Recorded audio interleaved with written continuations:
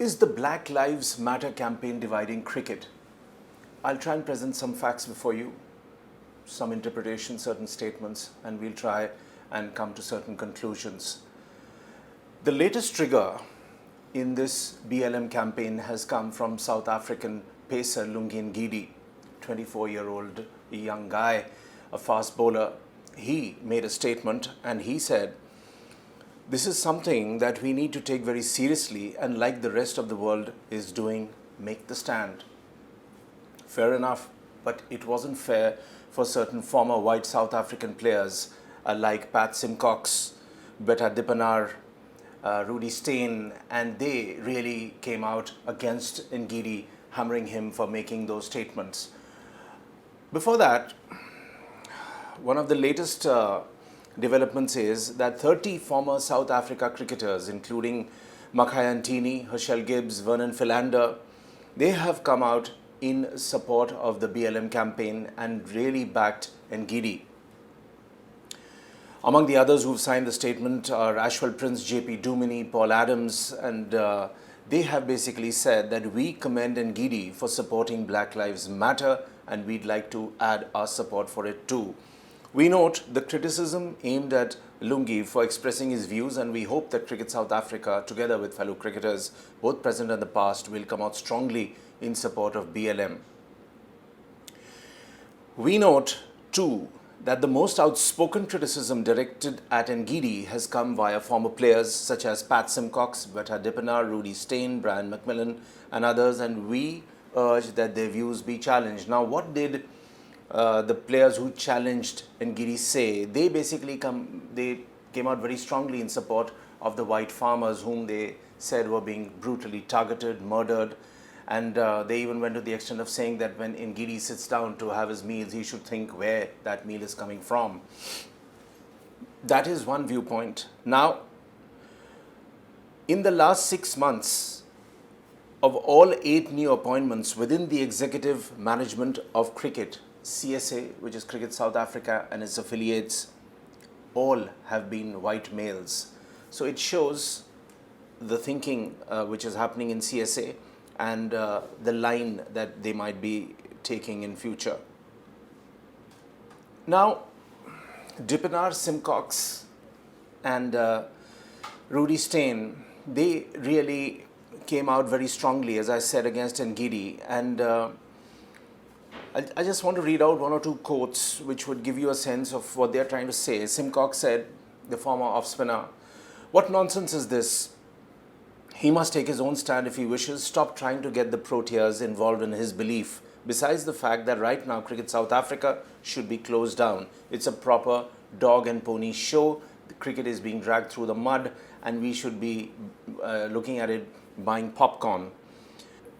Then one of them also went on to say that the Proteas should make a very strong stand against racism, but if they stand up for Black Lives Matter while ignoring the way white farmers are daily being slaughtered like animals, they have lost my vote. This came from former wicketkeeper Rudy Stain. Darren Sammy, sitting in the West Indies, has strongly supported Ngidi and he has also been actively campaigning for it. We also saw that players of both sides, which is West Indies and England, in the first test, before the first test happened in England, they took a knee and there was a lot of applause for that it was shown as a united stand against racism, and both sides made a very strong statement, which was good to see.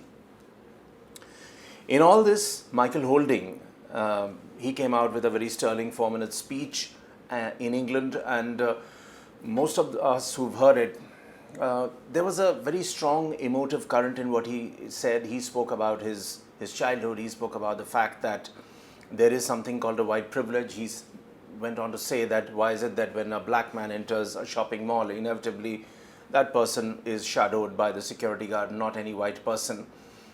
In his playing days, he's come out with instances about how racial abuses were hurled, how they faced discrimination, and cricket was one form of saying that the West Indies could rule the world. And at that point in time, as we all know, they had some great fast bowlers, a great captain in Clive Lloyd, and it was a very dominant West Indies team which came up in the 70s and till the early 80s, till they, of course, went through a process of change. But Holding made a very strong point. That speech went viral. Now, I want to go back to South Africa, and we've dug out some figures about the counter charge that when white farmers are being slaughtered, within quotes, they are being targeted. What is the South African government doing, and why should it only be the BLM campaign? Now, there is a kernel of truth to the fact that the stats are alarming. Freelance journalist Mary Louise Antoni made similar calculations from 2013 to 16 and found that farms were 8 to 9 times more likely to be attacked than other households.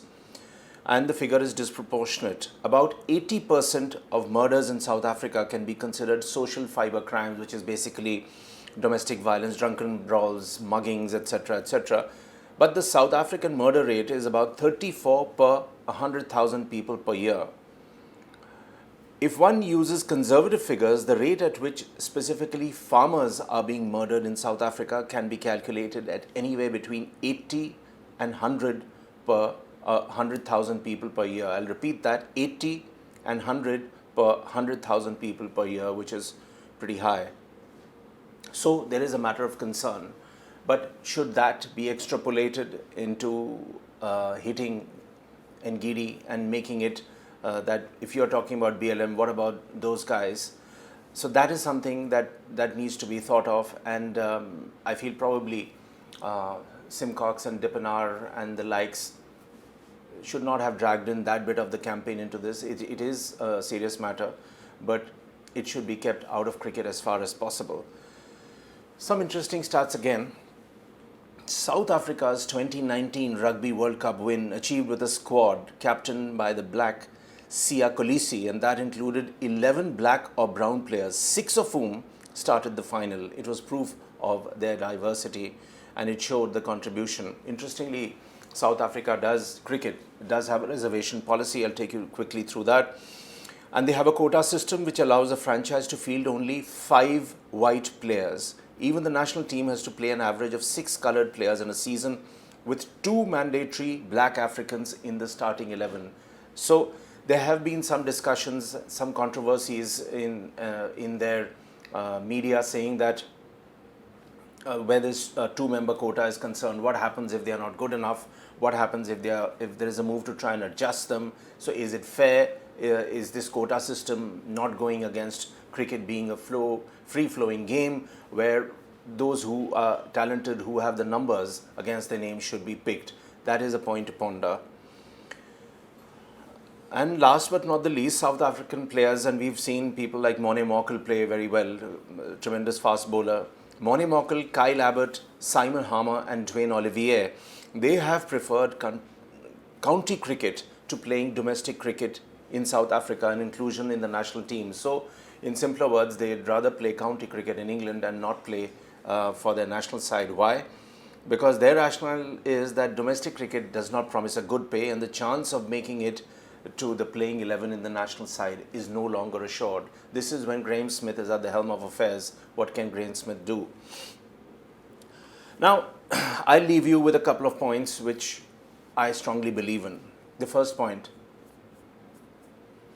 racial politics should not get involved in sport, because then it would be very difficult to draw a line. Remember what happened in Zimbabwe under Robert Mugabe. The cricket team virtually got disbanded. They did not have enough players left. Most of the white players, as well as white families and farmers, they left Zimbabwe. There was an exodus and they came under attack. They felt insecure. So that was something which was very tough to see. At that point in time, Zimbabwe did have a reasonably good team. You had the Flower Brothers, you had Heat Streak, and quite a bunch of very talented players. It all fell by the wayside. Colored players have endured some racist remarks, racial discrimination, and some of them have gone on record to say. So this generation is basically saying enough is enough. They are not going to take it anymore. They are not going to wait for change, as it has triggered down post the George Floyd killing in America, and we have all seen and are watching what is happening globally. Now, I have watched cricket for many, many years, interacted with a lot of players, former players, some are friends, but I have rarely seen or never seen any kind of racial discrimination either through the commentary box, through opinions, through views. So it would be very sad to see the world of cricket being divided into black and white, or where the whites feel that this is not a campaign which should be pushed in this matter. It would be very unfortunate. I do back Michael Holding and his speech where he says that a tectonic shift can only happen through education. He is right. But probably, possibly, in that speech, if you watch it again and again, there is too much of an emotive element. No one is taking away from the great Michael Holding from what he did and from what he feels now. But that emotive element is possibly a bit too strong. Lastly, cricket needs to grow, it needs to be encouraged, young talent needs to come in, and these issues should never be allowed to dominate. It is a very unfortunate time that these campaigns have come up, and it is certainly impacting cricket, it is impacting the cricketing fraternity. How will it pan out remains to be seen. Can we change it? Yes, we can.